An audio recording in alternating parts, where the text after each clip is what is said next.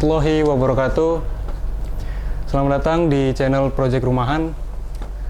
Kenalin, nama gua Tan Alin Sky, yang biasa dikenal sebagai Sky. Pada kesempatan kali ini, gua akan menjadi host untuk acara Arah kali ini. Di mana di episode 1 kali ini kita akan membahas topik seputar kenapa sih kita kehilangan arah. Nah, perlu gue ingatkan juga bahwa program ini adalah kegiatan amal yang dimana kita sudah menyantumkan link donasi ya, atau QR yang bisa di-scan di bawah gue ini. Dan disclaimer, untuk dana-dana donasi yang sudah terkumpul akan kita salurkan kepada anak-anak yatim piatu, kaum duafa, serta saudara-saudara kita yang membutuhkan. Saya ulangi, dana-dana donasi yang sudah terkumpul akan kita salurkan kepada anak-anak yatim, kaum duafa, dan serta saudara-saudara kita yang membutuhkan. Jadi bagi yang mau donasi bisa langsung pencet linknya aja ya.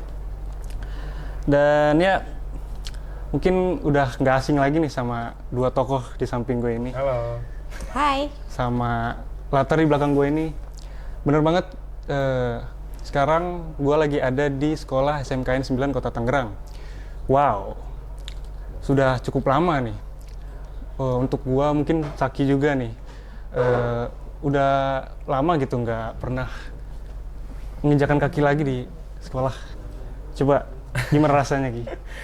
Ya, kurang lebih 6 bulan ya, karena 6 bulan ya? Saki baru ada kesempatan lagi ke sekolah di acara ini aja gitu. Sebelumnya ada acara-acara khusus alumni untuk ke sekolah kayak AGTL ya? Ya, AGTL, kemudian acara-acara lainnya gitu. Cuman dari segi waktu Saki belum sempat ke sekolah gitu. Jadi baru kali ini aja, baru di arah ini aja. Berarti memang lagi sibuk nih akhir-akhir ini? So sibuk aja. So sibuk aja. Coba aja. boleh dijelasin nggak ini so sibuknya ngapain sih belakangan ini? Lebih ke ya tetapnya kerja, kemudian jalanin kerja? Ya, jalanin proyek kayak gini juga dari berbulan-bulan kan bikin proyek-proyek kayak gini gitu. Nah, boleh di spill sedikit nggak sih, ini tuh sebenarnya proyek apa sih? Arah itu apa sih sebenarnya? Tujuan lu ngebuat acara kali ini tuh untuk apa sih? Apalagi lu ngambil set waktu tuh di bulan suci Ramadan gitu. Ada korelasinya nggak kira-kira? Untuk arah sendiri seperti kepanjangannya ya, aksi Ramadan untuk amal dan hikmah. Jadi kita niatkan untuk program ini memang untuk amal dan menghasilkan hikmah gitu di bulan Ramadan. Sesuai judul arah. Benar, sesuai kepanjangannya. Oh, sesuai kepanjangan arah, sorry. Terus kemudian arah ini kita program untuk kegiatan berkelanjutan. Jadi bukan hanya di tahun 2026, tapi di tahun-tahun berikutnya, di bulan Ramadan berikutnya, insya Allah kita ngadain kegiatan juga. Mungkin nanti bukan berbentuk talk show seperti ini, atau nanti ada kerjasama juga sama komunitas-komunitas kreatif, sama yayasan, karena itu bentuk dari amal kita ke yayasan gitu. Kemudian emang menarik. Untuk amal ini kita set di bulan Ramadan karena spesial lah untuk di bulan Ramadan Project Rumahan buat program. Apalagi kalau misalnya buat amal tuh kita dilipat gandakan gitu ya pahalanya ya. Betul. Nah, kalau untuk pemilihan tempat sendiri, kenapa sih lu milih sekolah untuk jadi episode 1 kita kali ini? Apalagi kita ngundang tamu terhormat nih, guru kita. Untuk pemilihan tempat sebenarnya sebelumnya udah ada kerjasama juga ya, udah sempat survei juga tempat-tempat mana yang kira-kira pengen didatengin gitu selain SMK 9. Terus juga bintang tamu juga udah sempat nanya-nanya juga ke sebelum kemudian ya, ada beberapa. Cuman yang lainnya nihil gitu Bu, yang lainnya nggak bisa. Dan emang Saki juga sempat mikir, karena awalnya Saki terjun di dunia kreatif itu kan dari SMK 9 gitu ya. Jadi wadahnya bidang kreatif Saki ya ada di 9 gitu. Mulainya dari 9? Mulainya dari SMK 9. Kemudian ya kenapa nggak fondasi program ini dari SMK 9, dari fondasi awalnya Sakti juga gitu. Benar. Jadi bener-bener dari awal ya Dari udahlah, awal kita ya, spesialin step by buat step gitu ya. SMK 9. Mulai dari ya awal juga lu menemukan passion lu di bidang Betul. fotografer, dokumentasi itu Di SMK 9. di SMK 9. Iya. Nah, kalau ngomongin sekolah nih, kita mungkin udah lama ya, udah berapa bulan ya sih kita alumni ke-13 ya? Kayak kapan aja. Kayak yang Kemarin. udah lama aja ya. Baru keselak 1. Ya udah berapa bulan ya? Iya itu keselak. 6 bulan. 6 bulan ya? Jerijik. 6 bulan. Itu fun fact, tapi kalau ngomongin sekolah nih, masa-masa gua sekolah dengan Saki sekolah, mungkin ada yang belum tahu, kita nih selama sekolah tuh gak saling deket gitu. Nggak saling kenal ya? Justru baru deket-deketnya setelah Mau lulus Iya, ya justru ya? mau Mau lulus, lulus, kita mau mau bikin acara perpisahan pada waktu itu ya. benar-benar. Dan ya nggak kerasa ya udah setahun gitu lulus. Nah, kalau misalnya masa-masa lu waktu sekolah nih, lu tuh aktif di bidang apa sih? Di mungkin ekskul atau organisasi yang lu... Nah, untuk organisasi sendiri, sebenarnya Saki tuh bukan tipikal orang yang pengen gabung kayak OSIS gitu-gitu, Oke. pramuka dan lain-lain. Itu Saki sebenarnya nggak pengen, karena emang nggak suka bersosialisasi tadinya. Oke. Jadi Iya. emang ya udahlah, niatnya sekolah pulang gitu. Nah, pada suatu saat ada project yang pengen dijalanin sama Bu Dian. Dan itu awalnya emang nggak bakal nyangka jadi organisasi atau jadi ekskul di sekolah. Oh. Nah, dibuatlah jalan selang setahun 2 tahun gitu ya.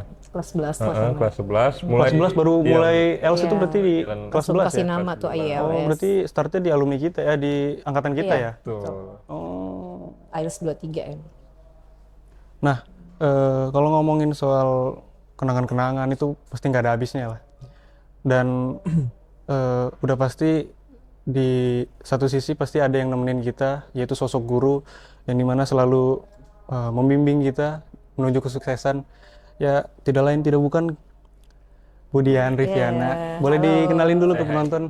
Ya, hai. Sobat Arah, untuk anak 9 mah sepertinya akan kenal Ya, ya. nggak asing lah ya, Bu. Iya, gak asing. Saya Ibu Dian Riviana Sukarti, salah satu guru di SMK N9 Kota Tangerang, dan senang sekali di sore hari menjelang buka ini saya ditemani anak-anak baik saya yang angkatan ke-13, 13. Sky dan Saki. Ya, kalau boleh tahu nih Bu, kesibukannya nih akhir-akhir ini ngapain sih di sekolah maupun di luar sekolah? Baik, kalau di sekolah ya karena masa Ramadan ya, ini adalah minggu terakhir kita. Kebetulan dari hari Senin tuh diadakan sanlat untuk kelas 10, 11, sanlat. 12. Dan mungkin bagi kalian juga kan sudah tahu ya, Ya. pasti di akhir menjelang Ramadan ya. libur bulan puasa, pasti kalian akan melaksanakan sanlat. Jadi seperti itu, tapi juga diimbangi oleh berbagai kegiatan amal sih.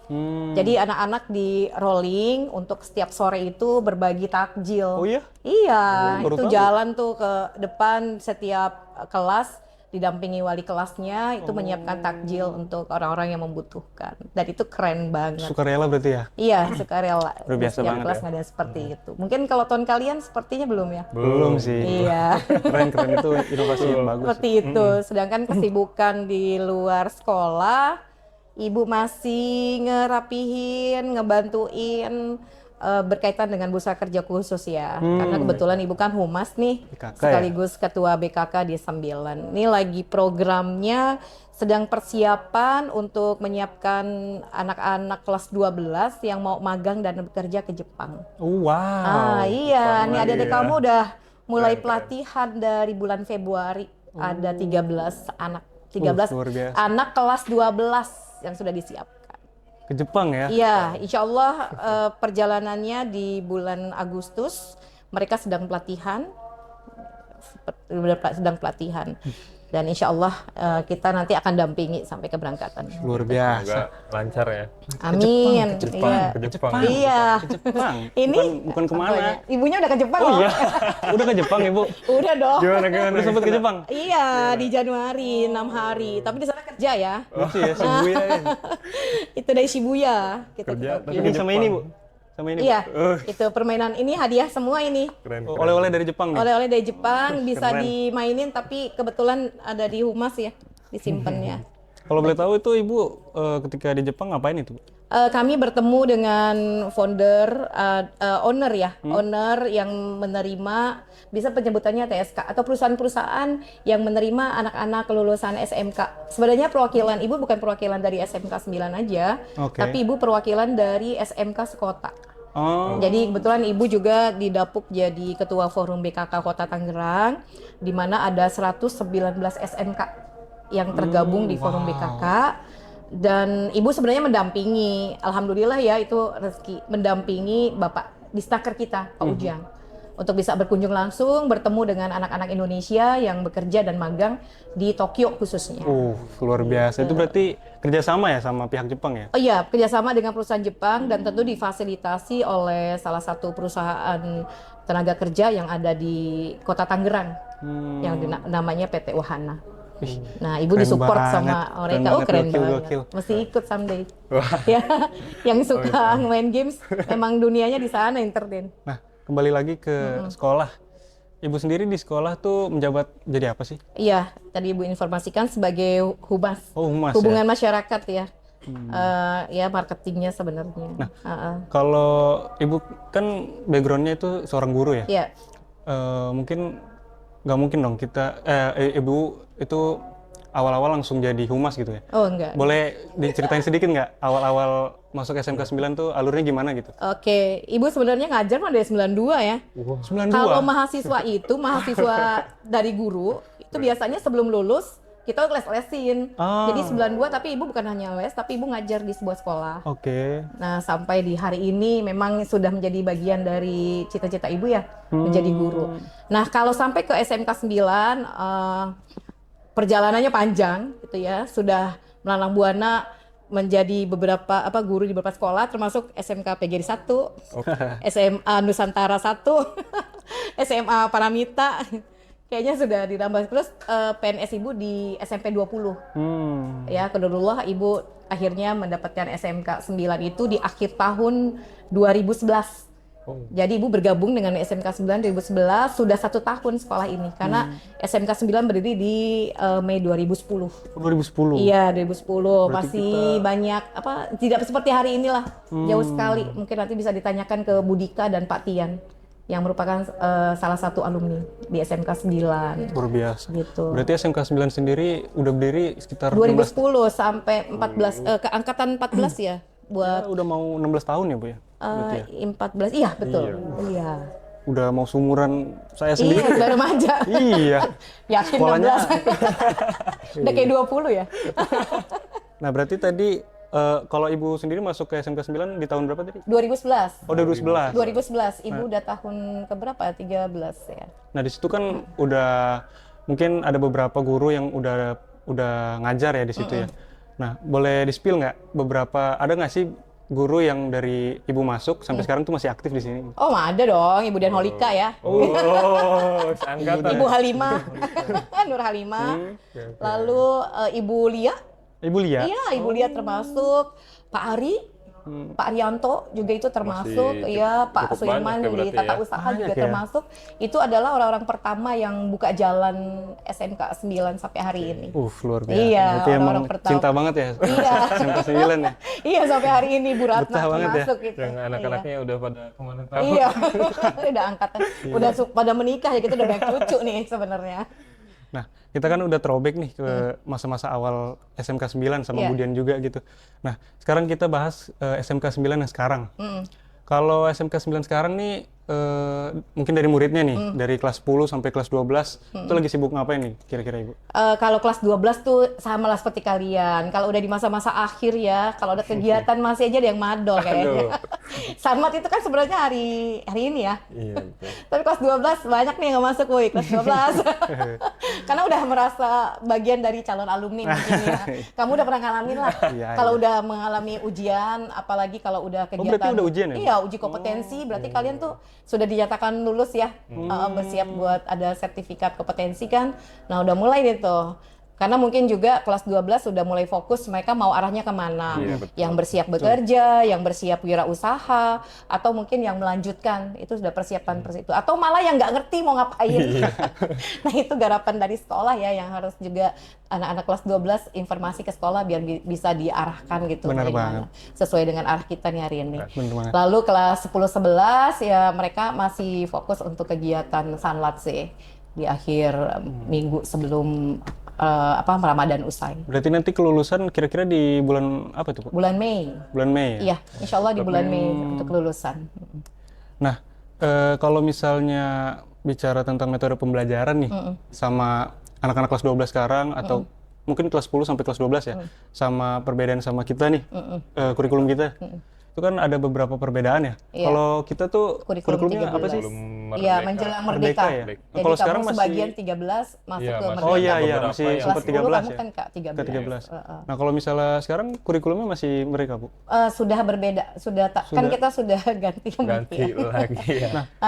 pembelajaran mendalam namanya, deep learning. nah itu Tapi kan- sebenarnya konsepnya hampir sama. Itu kan ada konsep pembelajaran baru ya, ada istilah kayak TKA ya. Nah, itu boleh dijelasin nggak sih? Itu saya juga nggak ngerti itu TKA itu apa sih? Iya, itu salah satu bagian sih dari proses asesmen untuk anak kelas akhir. Tapi di tahun awal, tahun 2025 itu tidak diwajibkan untuk SMK. Jadi yang mau melanjutkan saja. Oh. Tapi tahun ini sepertinya semuanya sudah harus TKA. Ujian TKA yang nanti memang kesiapan teman-teman yang mau melanjutkan itu bisa dilihat. Sebenarnya lebih kepada ini sih, rapot pendidikan ya. Ya. Jadi kualitas lulusannya tuh Dari melalui TKA TKA itu? bisa dilihat kayak begitu. Oke. Sama ada juga makanan bergizi gratis ya, MBG. Kamu nggak dapat ya? Nggak dapet, itu Aduh, sumpah saya. sedih ya. Hari ini kita makan roti MBG. Iya, Ibu bawa. saya pengen banget nyobain MBG entah Ya, kenapa. hari ini Ibu Itu bawa. kayak cita-cita saya tuh pengen cobain MBG. Cita-cita ya, Roti Nggak, MBG. nggak cita-cita juga sih. Tapi alhamdulillah happy ya dapat MBG. Iya. Denger-denger angkatan 12 juga akhir-akhir ini abis ngelaksanain acara perpisahan ya? Betul. Oh, Yang diam-diam itu. diam-diam itu ya. Nggak apa-apa, karena memang sekarang untuk konsep perpisahan kan diserahkan sama anak-anak. Oh, Nggak apa-apa, it's okay. Kita tinggal lihat hasilnya dan kita sudah foto bersama, sudah dibuatkan konsep juga buat guru-gurunya, tetap happy. kalau ngomongin perpisahan tuh pasti bakal keingetnya Iya, sedih. momen-momen berkesan Iya, gitu ya. kesan, iya. Momen-momen berkesan. Ya kalau POV kita dari para murid lah, kayak keinget kita sering ya bareng lah sama temen gitu kan, atau sibuk Biasa ngapain ya, nongkrong, sibuk ngerokok bareng nongkrong, iya bener. Lebih banyak Nggak boleh nongkrongnya ya. sih kalau anak muda ya. Ibu lihat lagi yang ngerokok. Oh iya ada. Ada, lagi live lagi. Lagi. Oh, siapa ya? Nah itu jangan guys, jangan ditiru Jangan guys. di-spill deh. Nggak boleh ya. Parah itu sih. Apalagi kalau pakai seragam sekolah, bawa nama sekolah itu nggak boleh. Lagi di lingkungan sekolah, Nggak boleh. ganti dulu bajunya. Tapi jangan ngerokok juga. Jangan ngerokok juga, nggak boleh. Nggak boleh. Boleh, nggak boleh. Nah, kalau ngomongin momen berkesan nih, kalau dari ibu sendiri, ibu kan mewakili sosok guru ya. Kira-kira momen berkesan tuh apa sih yang pernah dialami sama ibu, yang sampai sekarang tuh masih inget-inget gitu? Kira-kira ada Positif nggak? apa Positif dulu menyedihkan? boleh. Boleh positif. Sebenarnya guru itu kalau di rumah sedang susah, sedang tidak nyaman, melihat anak-anaknya di sekolah itu happy. Jadi malah sebenarnya obat. Kalau ibu sendiri ya sebagai pribadi lagi sedang tidak nyaman, tapi lihat senyuman anak-anak itu bagi ibu happy. Apalagi kalau ketika proses belajar mereka bisa ikutin dengan baik. Itu sih selalu pengalaman yang tidak terlupakan.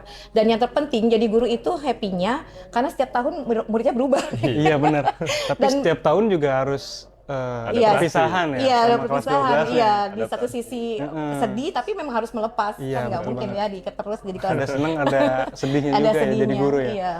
Nah kalau misalnya ada nggak momen yang bikin ibu down gitu waktu ngajar? Kira-kira ada nggak sih? Atau ibu justru tipikal yang di bawah santai, di bawah happy gitu. Nah, ibu sebenarnya kayak gitu sih, di bawah santai ibu happy, tapi lebih serius. Ibu rasa mengajar itu pertama yang harus happy itu gurunya sih. Oke.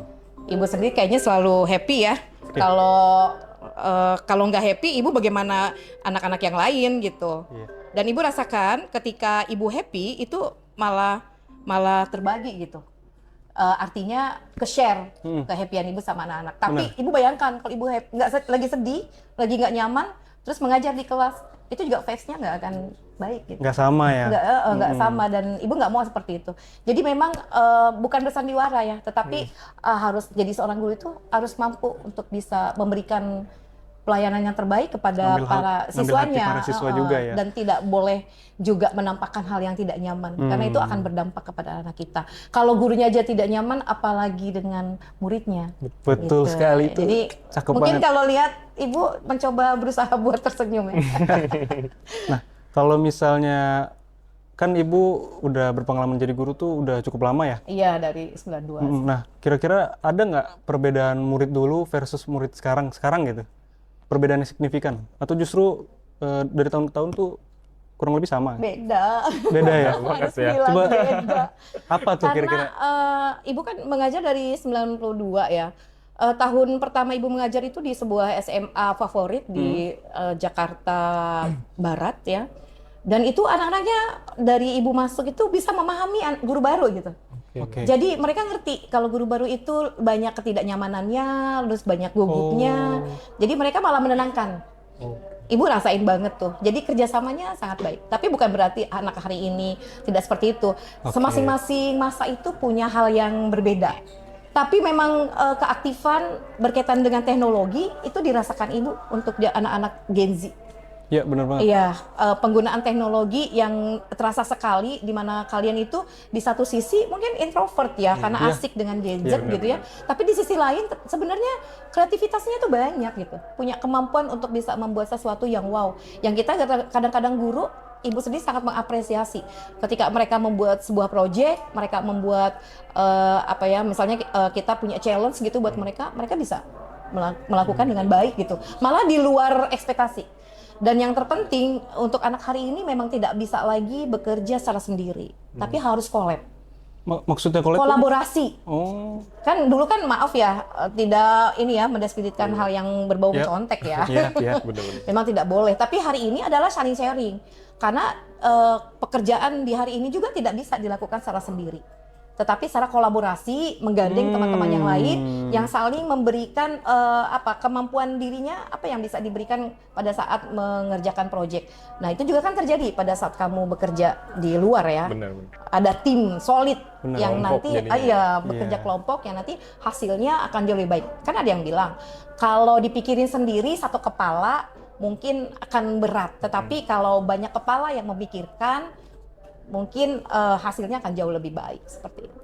Berarti masuknya gadget tuh bisa jadi dampak Positif tentu, apapun pasti belah dua ya, hitam putih, positif negatif. Kalau digunakan Pasti juga ada baik, negatifnya juga ya? pro kontra. Ada yang banyak diantaranya juga mungkin ketergantungan ya sama Nah, itu yang tidak teknologi, diharapkan. apalagi sekarang udah ada teknologi AI yang dikit-dikit mungkin udah nggak asing lagi nih kayak ChatGPT, Gemini gitu.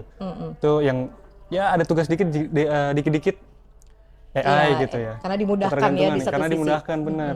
Tapi itu juga di satu sisi bisa ngebuat kita juga Tergantung jadi ya. lebih kreatif lagi ya. Oh iya betul, bisa lebih kreatif lagi, benar. Kalau ngomongin perkembangan zaman sih, ibu sendiri setuju nggak dengan statement guru tuh harus mengikuti perkembangan zaman gitu, dari mulai metode pembelajarannya gitu.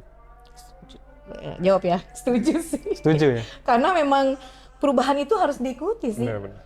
Dunia itu kan berubah, dinamikanya itu luar biasa dan sangat cepat. Mungkin ponsel tahun 90-an ibu masih sangat jadul gitu. Hari ini sangat luar biasa gitu ya. Dan Tipis-tipis ya. Iya. Dan Canggih-canggih. kalian yang lahir dengan teknologi yang sangat mumpuni hari ini itu terlihat lebih cerdas dalam penggunaan. Itu bisa dilihat ya, kami aja nih, ibu kan termasuk generasi X ya. Generasi yang melihat perubahan zaman yang sangat luar biasa. Agak kadang gagap menggunakan teknologi. Gaptek ya. Iya, Gaptek ya? gaptek, Iya. iya. Tapi kalian sepertinya bayi aja bisa familiar. Iya, bayi yang mungkin di umur 3 apa 5 tahun kalau memang karena terbiasa itu penggunaan gadget itu akan lebih Mungkin mudah. lingkungan juga berdampak. Oh, ya. sangat berdampak. Terus pola asuh juga, pola asuh keluarga itu juga sangat berdampak. Begitu. Nah, bener banget, Ibu Dian tuh salah satu guru yang sadar akan harus mengikuti perkembangan zaman dalam metode pembelajaran. Buktinya, saya ingat banget waktu kelas 10, Ibu tuh pernah sempat ngajar mapel sejarah ya. Iya, masih sih sampai sekarang. Nah, itu konsep pembelajaran itu cukup beda gitu. Karena pada saat itu kita diperlihatkan video-video atau data-data sejarah gitu. Kita lihat langsung gimana sih bom Hiroshima dan segala macam, dan POV dari pihak Amerikanya juga. Dan yang terpenting itu saya ingat banget kenapa saya ngomong gini, karena buku tulis sejarah saya itu kosong gitu. Kecuali tugasnya di tempat lain ya. Iya. Tugasnya tempat lain ya. Karena Ibu Dian tuh termasuk yang beda gitu cara pembelajarannya gitu. Iya sih. Dan sampai hari ini, tapi ada perbedaan lagi sekarang. Apa tuh? Kita nggak boleh lagi gunain gadget Selama pembelajaran? sama pembelajaran, dan sudah ada tata aturan, ada tata tertibnya Ada ini. dari kementerian. Oh itu Salah satu cara sih untuk bisa menahan laju penggunaan gadget yang Adaptasi kalah. lagi ya. Iya, jadi di kelas itu juga penggunaan gadgetnya dibatasi. oke. Tapi masih diberikan kebebasan kepada guru yang mau menggunakan selama masih diawasi. Oke. Kita coba memberikan aturan tidak langsung saklek ya, langsung disimpan nggak digunakan sama sekali, nggak bisa begitu. Jadi aturannya bertahap.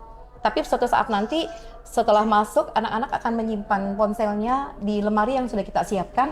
Sepanjang pembelajaran tidak boleh digunakan dan memaksimalkan fungsi dari perpustakaan. Kita harapkan suatu saat itu terjadi karena memang sudah dilakukan di berbagai negara sih. Kembali ke buku, Kembali kembali buku ya? menulis. Kembali ke fungsi buku ya Iya, awalnya, biar iya. fungsi buku tuh. Literasinya dikuatkan. Yap.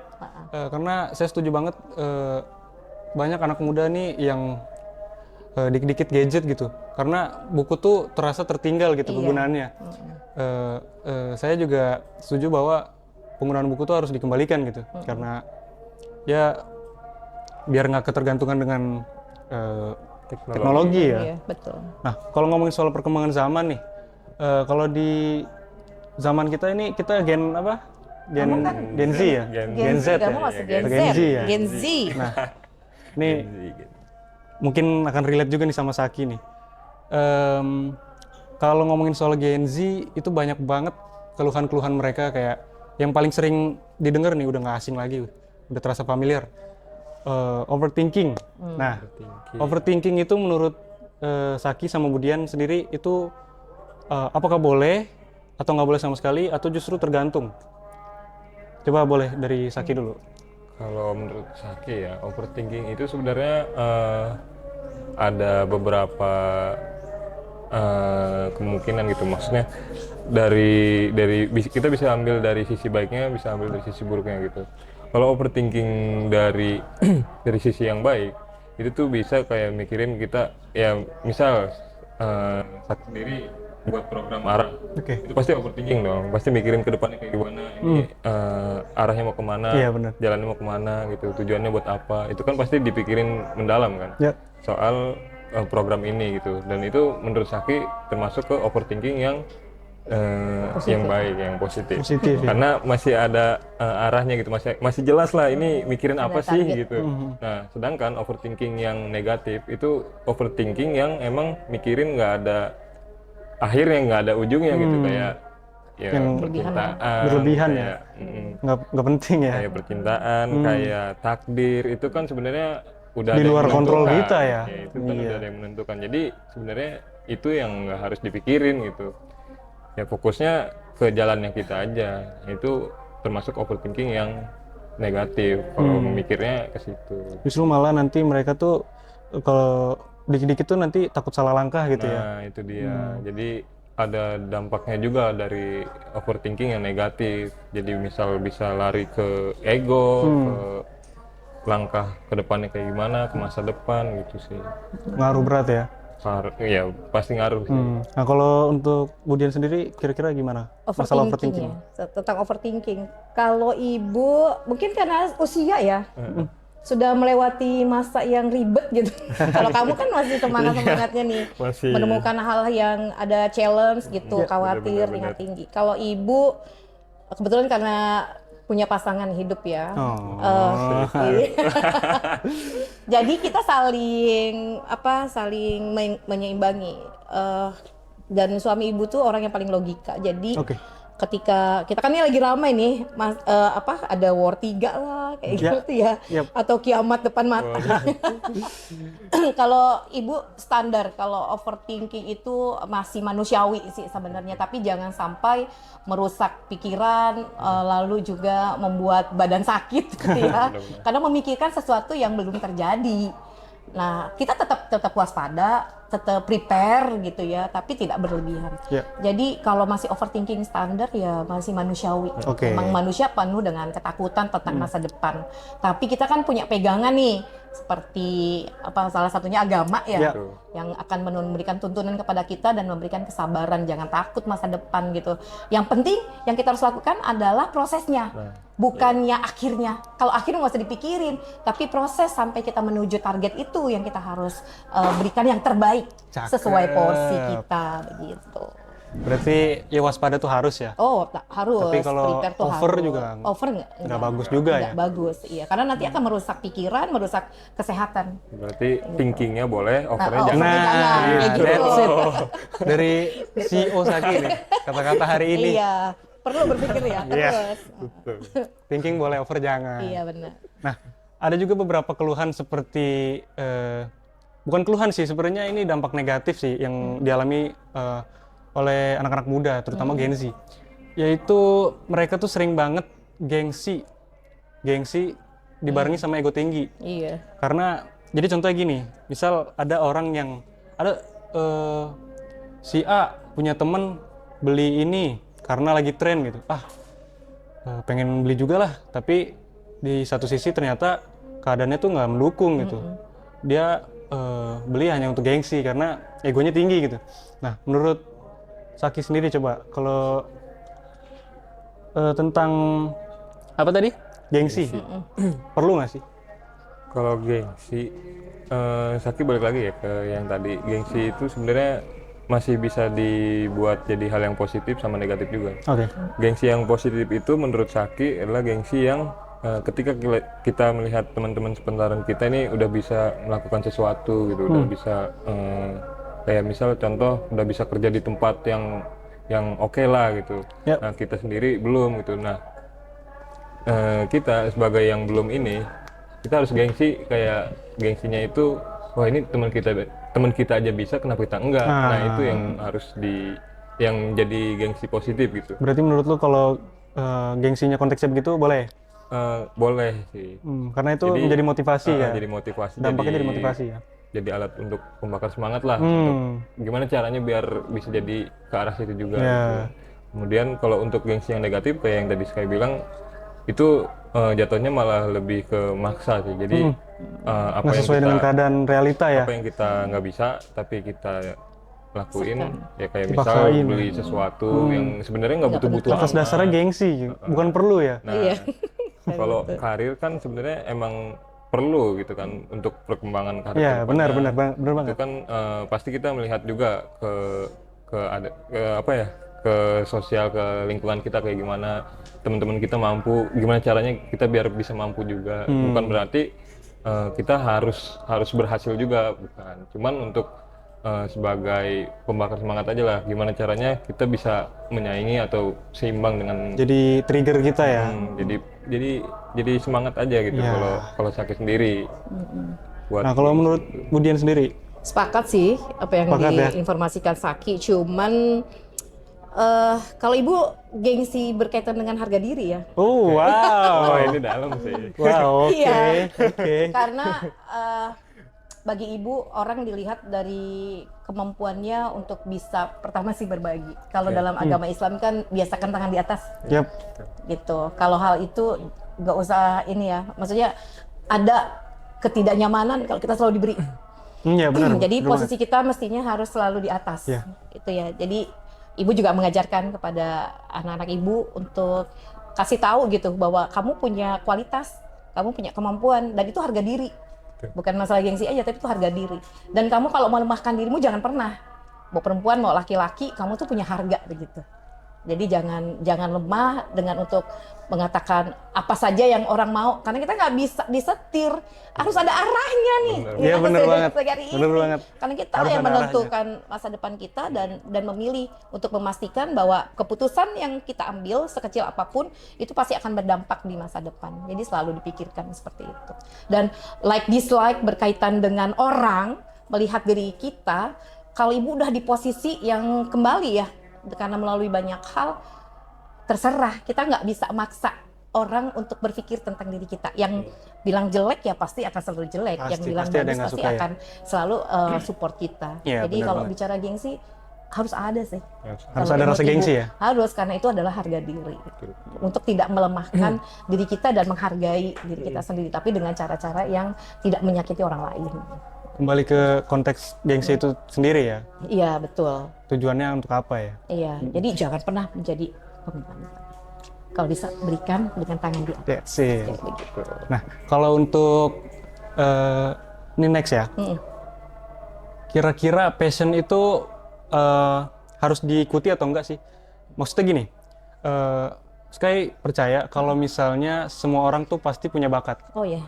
Kalau ada yang bilang, aku nggak punya bakat gitu, itu bukan nggak punya sih, belum nemu aja gitu. Nah, kalau misalnya punya bakat, otomatis harusnya dia menemukan passionnya dong. Nah, banyak di luar sana yang mungkin berpikir atau bimbang gitu. Apakah passion ini akan jadi tolak ukur kita memilih tujuan hidup gitu? Misal kayak, misal passionnya Saki contoh di bidang dokumenter ya, videografer, fotografer, tapi keadaannya nggak mumpuni. Nah, itu mending diikuti passionnya atau justru yang lain-lain aja deh. Passion itu kesampingan dulu aja gitu. Nah, kalau Budian sendiri gimana?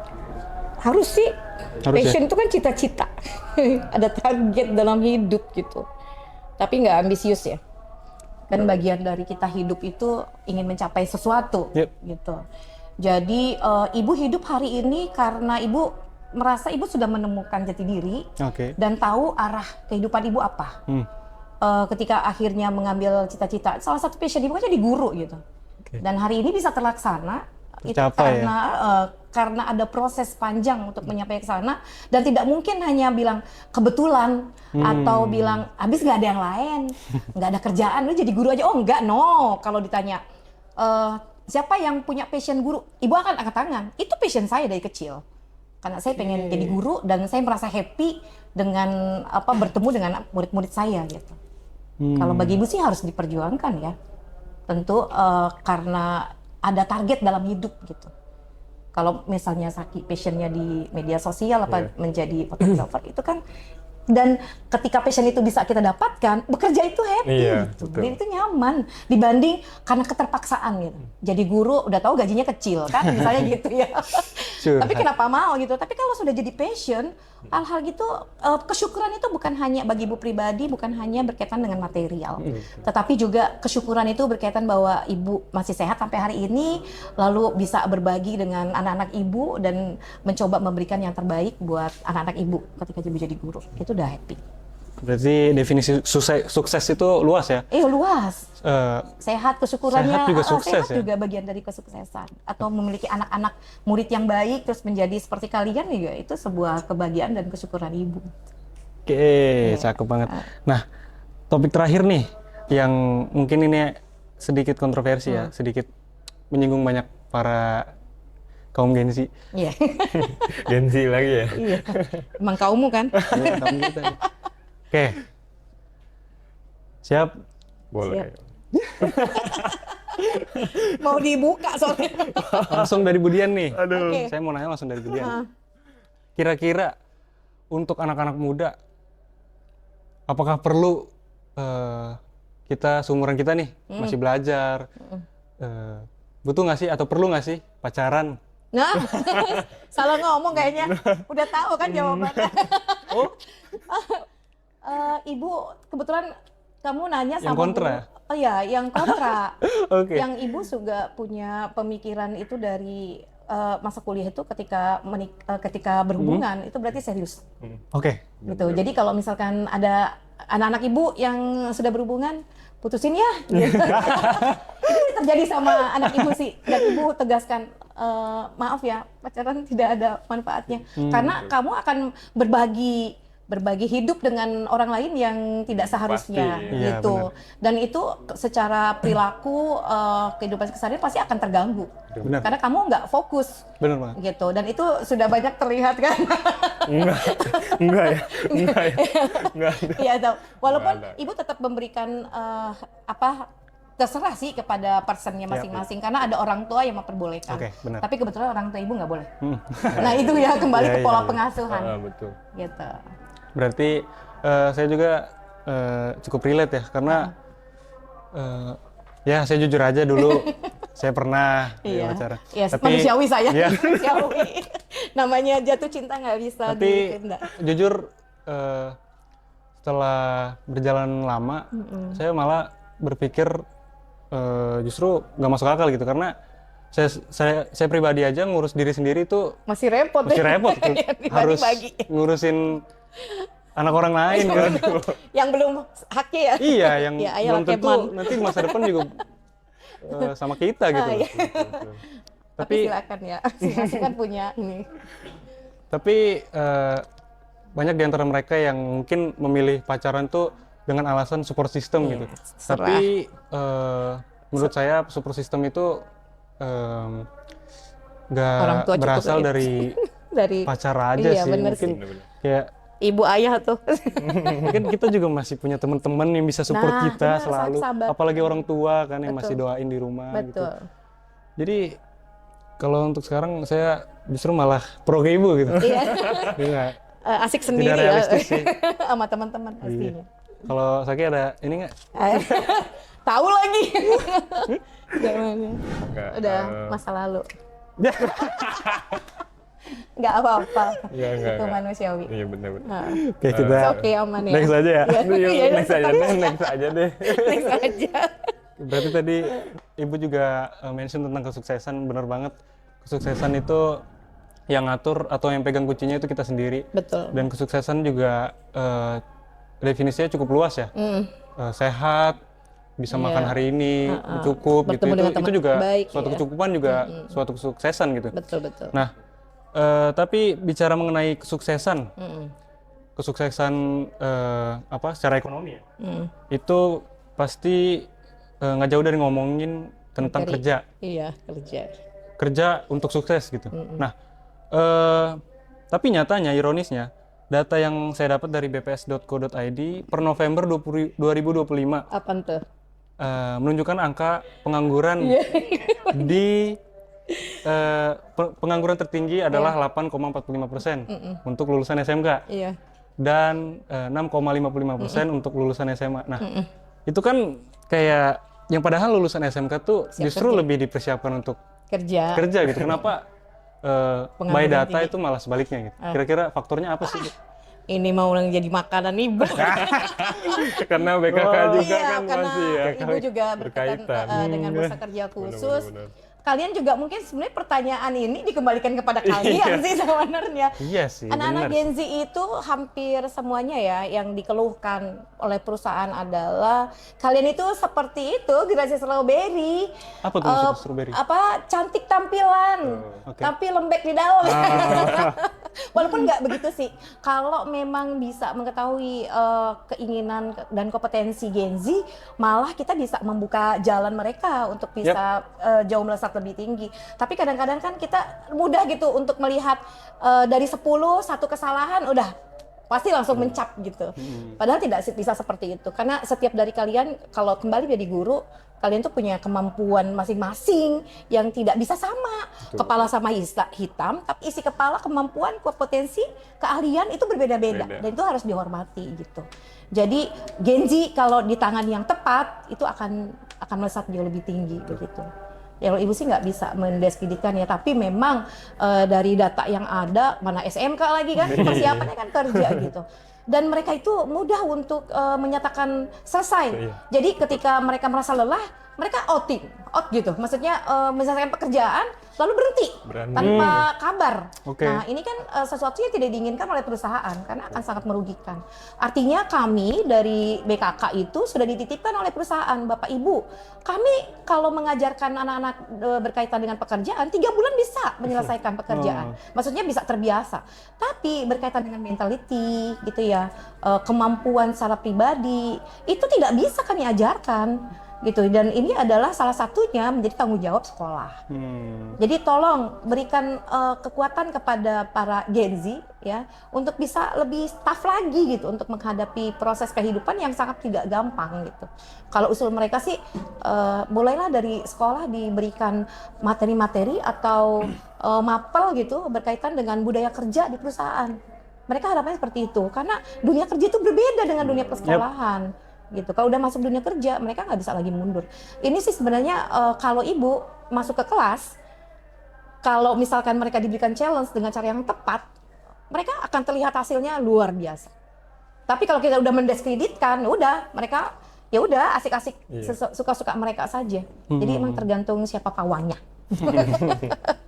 Begitupun perusahaan sebenarnya. Bener banget. Tapi selain ngomongin kerja juga nih, banyak di antara alumni kita yang dari tahun-tahun itu udah lulus ya.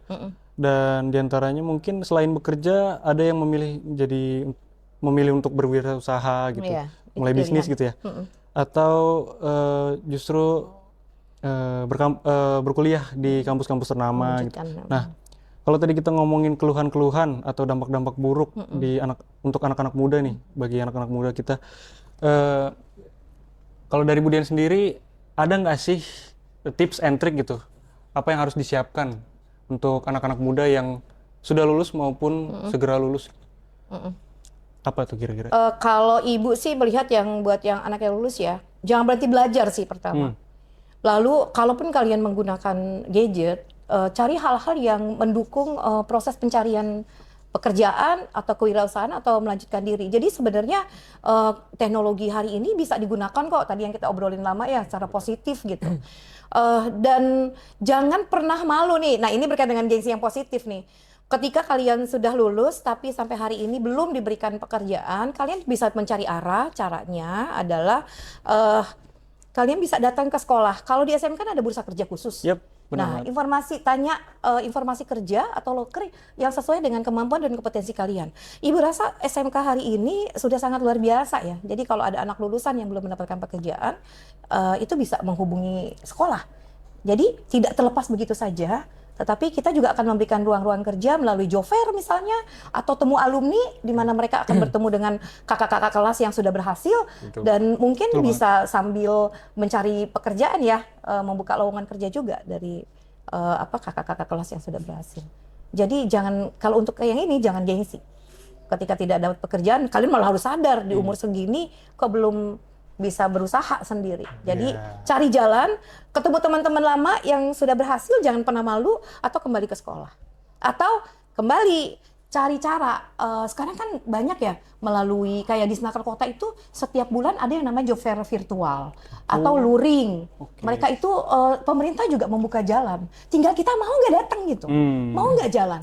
Tapi jadi usaha kembali ke kita. Iya, kembali ke. Selalu tersedia ya. Jadi emang ya tadi yang Saki bilang gengsi buat karir jangan digedein gitu, tapi gengsi buat kebutuhan itu yang dikurangin. Betul, gengsi buat kebutuhan kurang. Benar banget. Iya. Harga diri lagi kalau belum harga kerja diri, ya harga sih. diri juga. Harga diri juga. Harga diri juga. Betul. Nah, kalau dari Saki sendiri nih, Saki kan mewakili yang mengalami ya, mewakili yang udah lulus nih.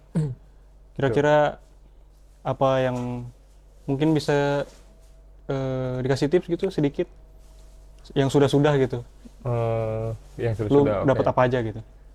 Kalau Belajar dari yang apa aja? sebelum-sebelumnya gitu yang pernah Saki ikutin, project-project yang Saki ikutin sebelum masuk ke dunia kerja ya. Jadi lebih ke komunitas gitu-gitu.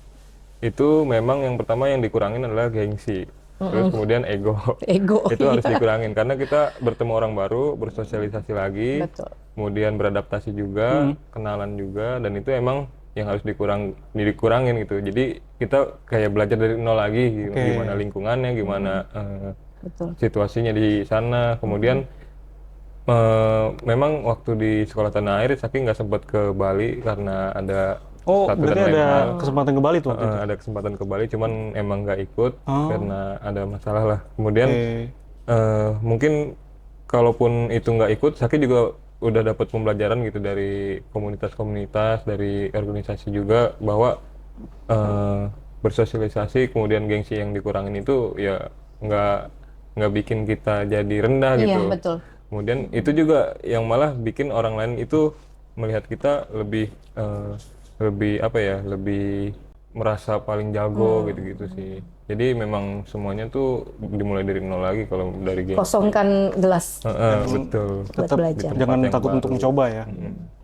Terus kemudian ya egonya juga dikurangin, nggak boleh yang kayak keras kepala kalau misal Maksa ya. kalau misal kita disuruh ini kitanya nggak mau, itu mesti kurangin. Dan itu juga penting buat di Alhamdulillah. dunia kerja gitu.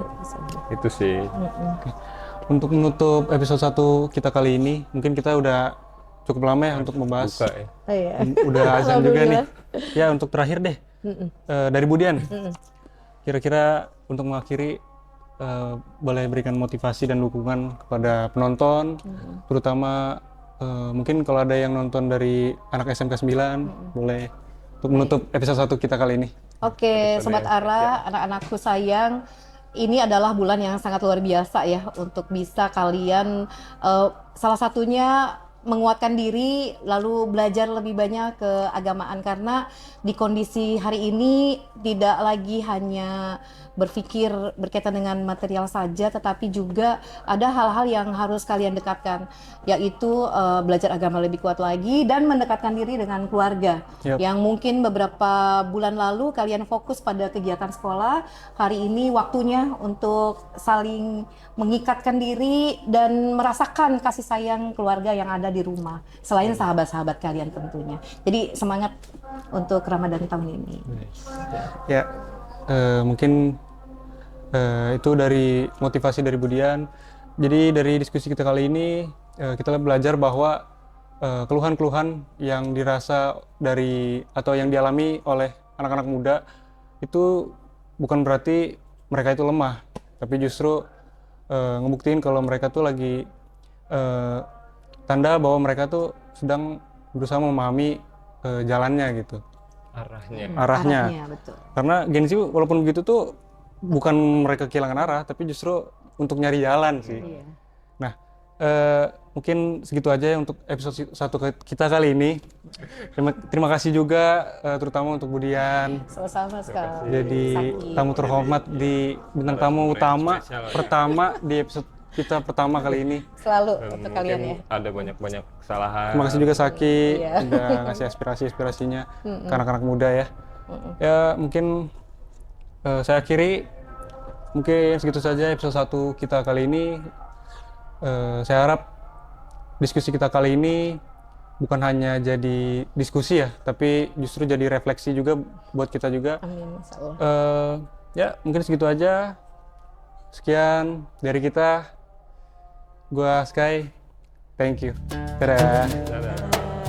Keren arah.